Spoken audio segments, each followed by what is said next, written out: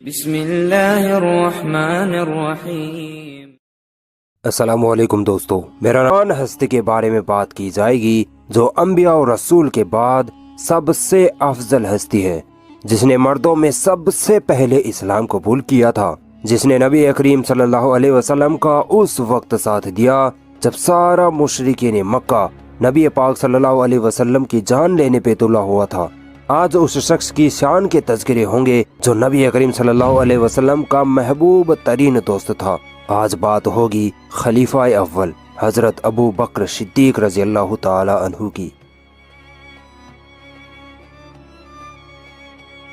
آپ رضی اللہ تعالی عنہ کا اصلی نام عبداللہ بن عثمان تھا۔ ابو بکر آپ کی کنیت تھی اور صدیق آپ کا لقب تھا۔ آپ رضی اللہ تعالی عنہ چھٹی پشت پر جا کر نبی کریم صلی اللہ علیہ وسلم کے نسب پر مل جاتے ہیں۔ ابو بکر رضی اللہ تعالی عنہ کی والدہ کا نام سلمہ تھا اور والد کا نام عثمان تھا، جو اپنی کنیت ابو قحافہ کے نام سے مشہور تھے۔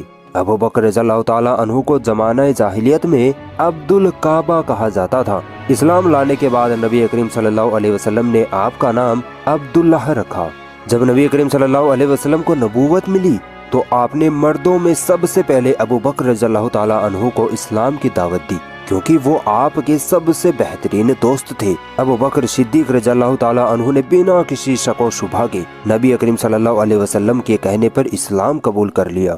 ایک بار عمرو بن عاص رضی اللہ تعالی عنہ نے آپ صلی اللہ علیہ وسلم سے پوچھا کہ یا رسول اللہ، مردوں میں آپ کو سب سے زیادہ کس سے محبت ہے؟ آپ صلی اللہ علیہ وسلم نے فرمایا ابو بکر سے۔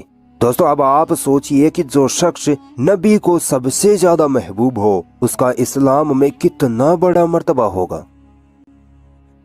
ابو بکر رضی اللہ تعالی عنہ کو نبی کریم صلی اللہ علیہ وسلم سے کتنی محبت تھی، اس کا اندازہ بھی نہیں لگایا جا سکتا۔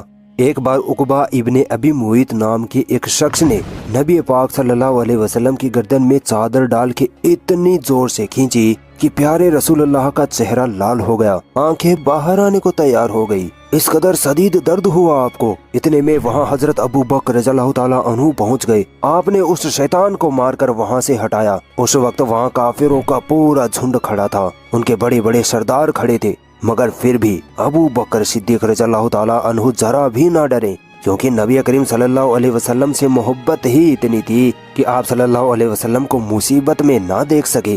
ابو بکر رضی اللہ تعالی عنہ نے ان کافروں سے فرمایا کہ تم اس شخص کو صرف اس لیے تکلیف دیتے ہو کہ یہ کہتا ہے کہ میرا رب اللہ ہے۔ اتنا سننا تھا کہ کافروں نے ابو بکر رضی اللہ تعالی عنہ کو مارنا پیٹنا شروع کر دیا اور اس قدر مارا کہ آپ خون سے لت پت ہو گئے۔ اتنے میں وہاں ابو بکر رضی اللہ تعالی عنہ کے خاندان والے پہنچ گئے۔ انہوں نے آپ رضی اللہ تعالی عنہ کو گھر لے کر آئے۔ گھر پہنچتے ہی ابو بکر رضی اللہ تعالی عنہ نے پوچھا، میرے آقا محمد صلی اللہ علیہ وسلم کیسے ہیں؟ وہ کہاں پر ہیں؟ خاندان والے غصہ ہو کر بولے، ارے جس شخص کی وجہ سے تم کو اتنی مار پڑی، تم پھر اسی محمد کا سوال کرتے ہو؟ سارے خاندان والے وہاں سے اٹھ کر چلے گئے۔ ابو بکر رضی اللہ تعالی عنہ کی والدہ نے کہا، بیٹا بہت زخمی ہو گئے ہو، کچھ کھا پی لو۔ ابو بکر رضی اللہ تعالی عنہ نے کہا، اللہ کی قسم میں اس وقت تک نہ کھاؤں گا نہ پیوں گا جب تک محمد صلی اللہ علیہ وسلم کا دیدار نہ کر لوں۔ پھر آپ کی والدہ اور ایک عورت کے سہارے آپ نبی کریم صلی اللہ علیہ وسلم کے یہاں پہنچے۔ پیارے نبی کا دیدار کرنے کے بعد دل کو سکون ملا۔ ارے کہیں دیکھی ہے ایسی محبت؟ ارے ابو بکر رضی اللہ تعالی عنہ کے بارے میں کیا بتاؤں، یہ تو وہ شخصیت تھی جو مسلمان ہونے کے بعد تو کیا، مسلمان ہونے سے پہلے ہی نہ کبھی شراب کو ہاتھ لگایا، نہ کبھی زنا کاری کی اور نہ ہی کبھی جھوٹ بولا، یہاں تک کہ مکہ کے بتوں کی بھی کبھی پوجا نہ کی، حالانکہ یہ ساری چیزیں اس وقت مکہ میں عام تھی۔ ایک بار عمر رضی اللہ تعالی عنہ جنگ تبوک کے چندے کا ذکر کرتے ہوئے فرمانے لگے کہ نبی کریم صلی اللہ علیہ وسلم نے جب ہمیں مال صدقہ کرنے کو کہا تو میں نے سوچا آج موقع ہے، میں ابو بکر سے مال صدقہ کرنے میں آگے نکل جاؤں گا، اور میں نے پکا ارادہ کیا کہ اپنے مال کا آدھا حصہ نبی کریم صلی اللہ علیہ وسلم کے قدموں میں رکھ دوں گا۔ اس کے بعد جب نبی کریم صلی اللہ علیہ وسلم نے مجھ سے پوچھا کہ عمر کیا لائے ہو، تو میں نے کہا یا رسول اللہ آدھا مال آپ کی خدمت میں حاضر ہے۔ آپ صلی اللہ علیہ وسلم نے فرمایا کہ اپنے بال بچوں کے لیے کیا چھوڑا؟ تو میں نے فرمایا باقی آدھا مال۔ اتنے میں ابو بکر رضی اللہ تعالیٰ عنہ اپنا سارا مال لیے ہوئے وہاں پہنچ گئے۔ نبی کریم صلی اللہ علیہ وسلم نے ان سے بھی وہی سوال کیا، اے ابو بکر क्या लाए हो? अबू बकर रज़ियल्लाहु ताला अन्हु ने फरमाया, या रसूल अल्लाह, अल्लाह की राह में ये सारी मालो दौलत उठा लाया हूँ। आप सल्लल्लाहु अलैहि वसल्लम ने फिर पूछा, अपने घर पर क्या छोड़ कर आए हो? अबू बकर रज़ियल्लाहु ताला अन्हु ने कहा, घर पर अल्लाह और उसके रसूल को छोड़ कर आया हूँ। उमर रज़ियल्लाहु ताला अन्हु हैरान हो गए और कहा कि मैं अबू बकर से नेकियों में कभी आगे नहीं बढ़ पाऊंगा। गौर करिए, सहाबाओं में कंपटीशन किस चीज के लिए था? नेकियों के लिए। और हमारा हाल ये है कि हमें जो इंसान जितना ज्यादा गुनाह करता है वो हमारे नजदीक उतना ही बढ़िया होता है। अबू बकर रज़ियल्लाहु ताला अन्हु का अल्लाह की राह में इस तरह माल खर्च करना नबी करीम सल्लल्लाहु अलैहि वसल्लम को इतना पसंद आया कि आप सल्लल्लाहु अलैहि वसल्लम ने फरमाया कि जितना मुझे अबू बकर के माल से नफा पहुंचा है उतना किसी के माल से नहीं पहुंचा।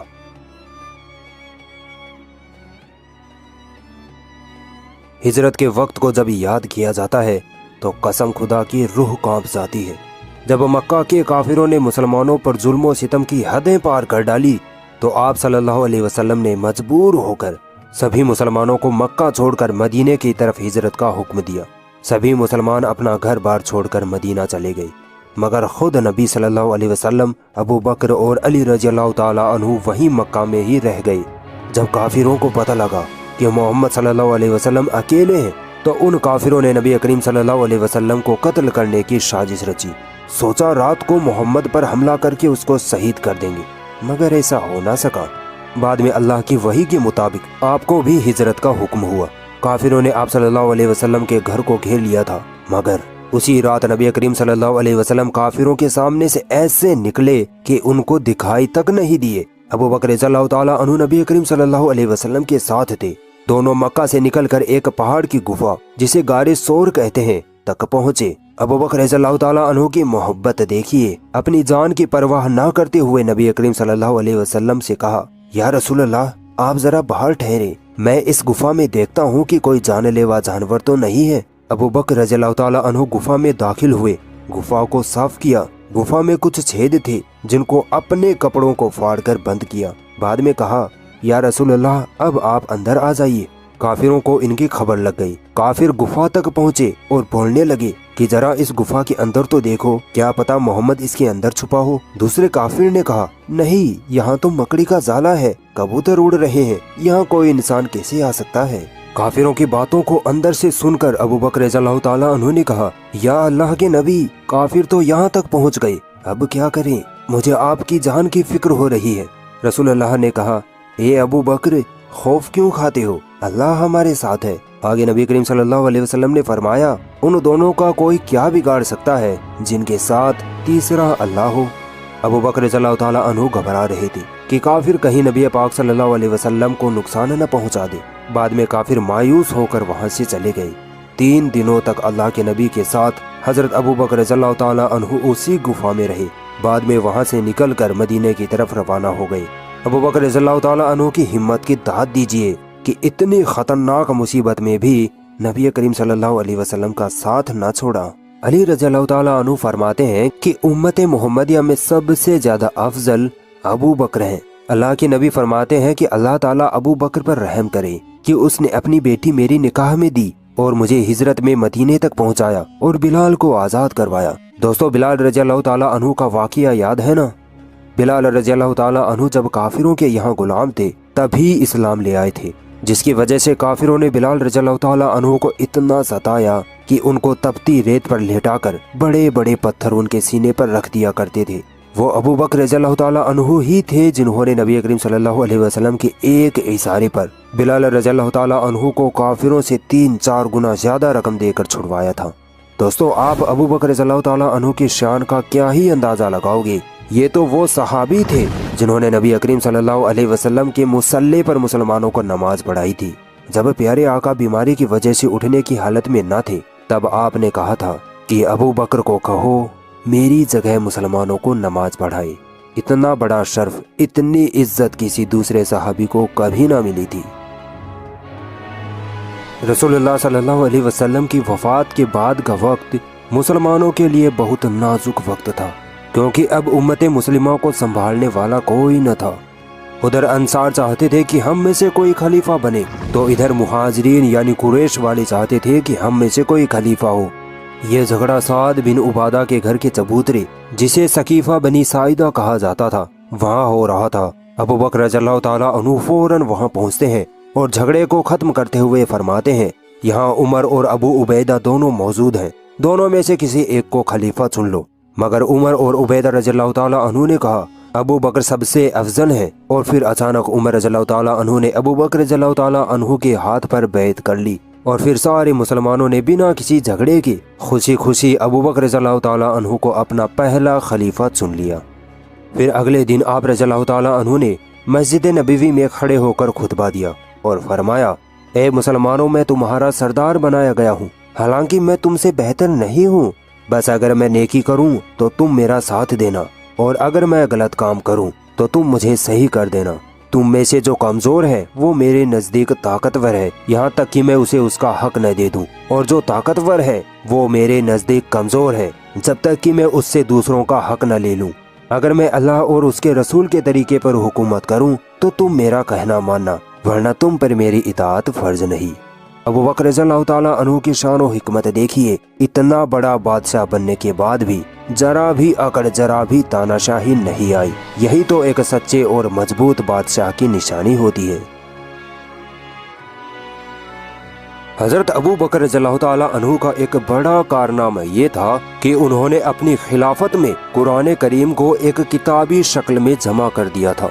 नबी सल्लल्लाहु अलैहि वसल्लम के जमाने में कुरान किताबी शक्ल में न था, बल्कि लोगों के दिमाग में महफूज था। कई सहाबा हाफिज कुरान थे, मगर अबू बकर रज़ियल्लाहु ताला अन्हु के दौर में जब जंगें होने लगी तो उन जंगों में कई हाफिज कुरान भी शहीद होने लगे। सिर्फ एक जंग जो मुसैलमा कज़्ज़ाब के साथ लड़ी गई थी, उसमें ही 700 से ज्यादा हुफ़ाज शहीद हो गए थे। इस हालत को देखकर अबू बकर रज़ियल्लाहु ताला अन्हु ने उमर रज़ियल्लाहु ताला अन्हु के मशवरे पर कुरान करीम को एक किताबी शक्ल में तैयार करवाया। ये कुरान वैसा ही था जैसा लोगों को याद था।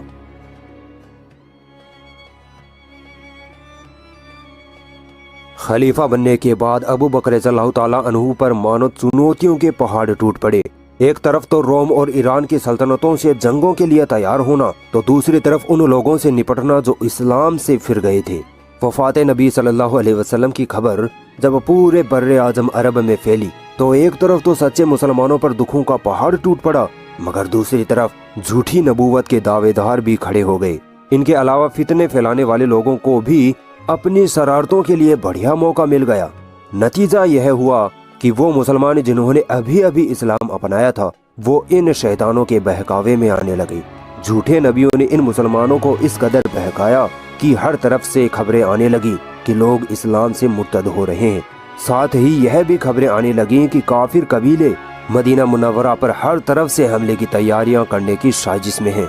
खिलाफत के पहले दिनों में ही इतनी बड़ी बड़ी मुसीबतों के बाद भी अबू बकर रज़ियल्लाहु ताला अन्हु जरा भी न घबराए। सबसे पहले तो आपने उसामा बिन ज़ैद के उस लश्कर को रवाना किया जिसको नबी सल्लल्लाहु अलैहि वसल्लम ने अपनी वफात से पहले शाम की तरफ रूमियों के मुकाबले के लिए भेजा था, मगर नबी करीम सल्लल्लाहु अलैहि वसल्लम की बीमारी की वजह से लश्कर रवाना ना हो सका।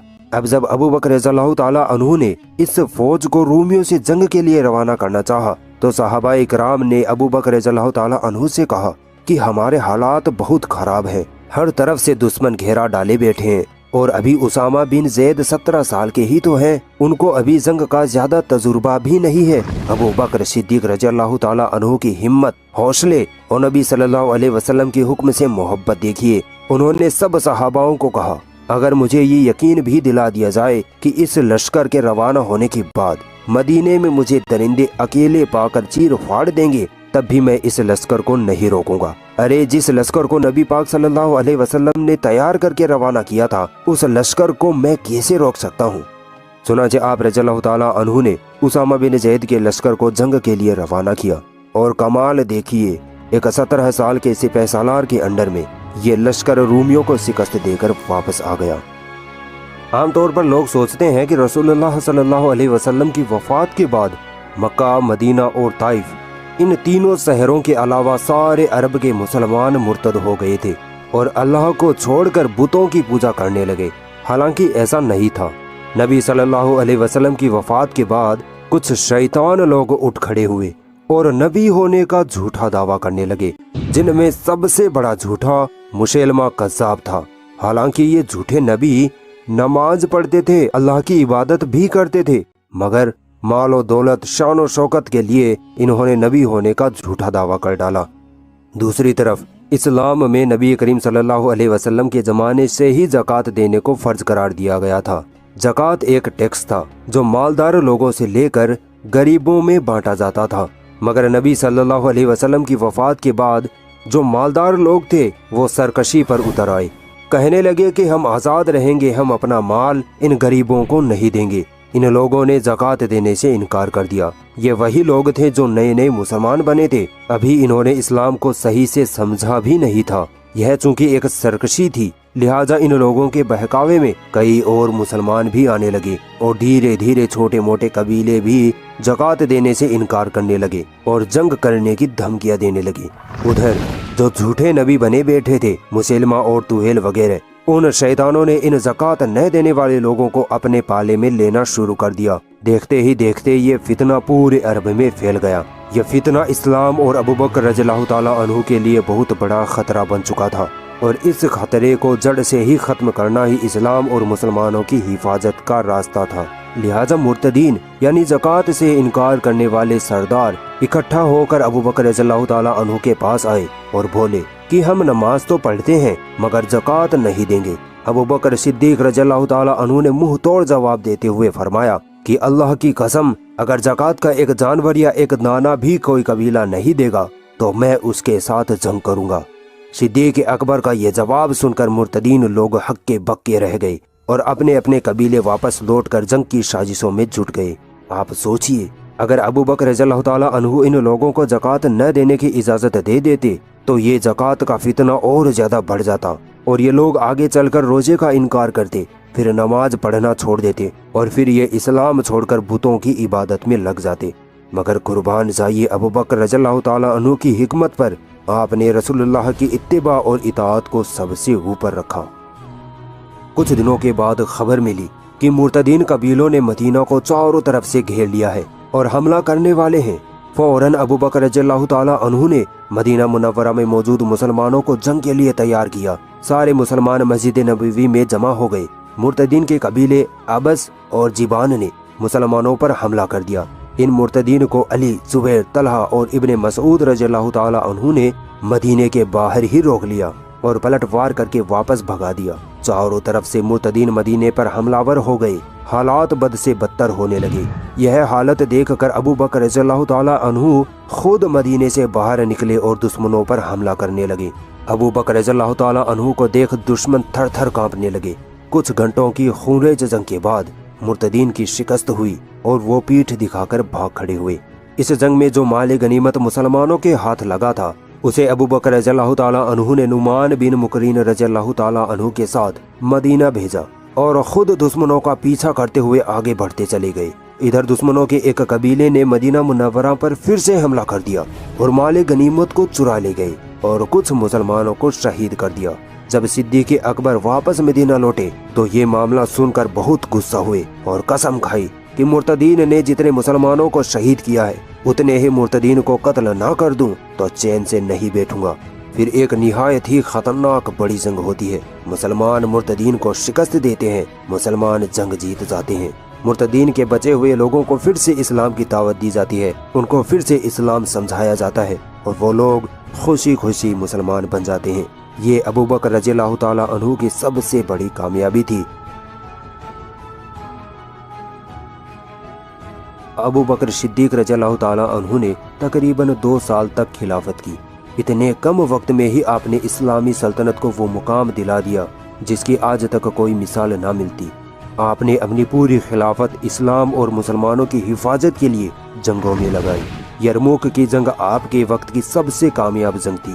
اسی جنگ میں خالد بن ولید رضی اللہ تعالیٰ عنہ نے خوب نام کمایا۔ صدیق اکبر نے دنیا کی 2 سب سے بڑی طاقتیں روم اور ایران دونوں کو گھٹنے ٹکوا دیے تھے۔ آپ رضی اللہ تعالیٰ عنہ کی دلیری اور سمجھداری کی وجہ سے ہی اسلام سے مرتد ہوئے لوگ پھر سے اسلام میں داخل ہوئے۔ مدینہ اور مکہ پر حملہ کرنے والوں کو آپ ہی نے شکست دے کر کھدیڑا تھا۔ ارے آپ تو وہ خلیفہ تھے جس نے کبھی مال و دولت اکٹھی نہ کی بلکہ ایک غریب کی طرح رہے۔ जमादी उस्सानी शुरू महीना सन 12 हिजरी में अबू बकर रज़ियल्लाहु ताला अन्हु को तेज बुखार चढ़ा। 15 दिन बराबर शिद्दत से बुखार रहा। जब आप रज़ियल्लाहु ताला अन्हु को यकीन हो गया कि अब आखिरी वक्त आ पहुंचा है, तो आपने एक एक करके सभी बड़े सहाबाओं को बुलाया और पूछा, मेरे बाद खिलाफत के लिए उमर की बाबत तुम्हारा क्या ख्याल है? सभी सहाबा ने खुशी खुशी उमर रज़ियल्लाहु ताला अन्हु को खलीफा बनाने पर हामी भर दी। 22 और 23 जमादी उस्सानी की दरमियानी रात में मगरिब के बाद 63 साल की उम्र में आप रज़ियल्लाहु ताला अन्हु का इंतकाल हो गया। अगर ये वीडियो आपको पसंद आई तो इस वीडियो को लाइक ज़रूर करें और भी ऐसी इंटरेस्टिंग वीडियोस देखने के लिए हमारा चैनल सब्सक्राइब ज़रूर करें और इस घंटे को भी दबाएं ताकि जब भी हम कोई नई वीडियो डालें तो उसका नोटिफिकेशन आप तक सबसे पहले पहुंच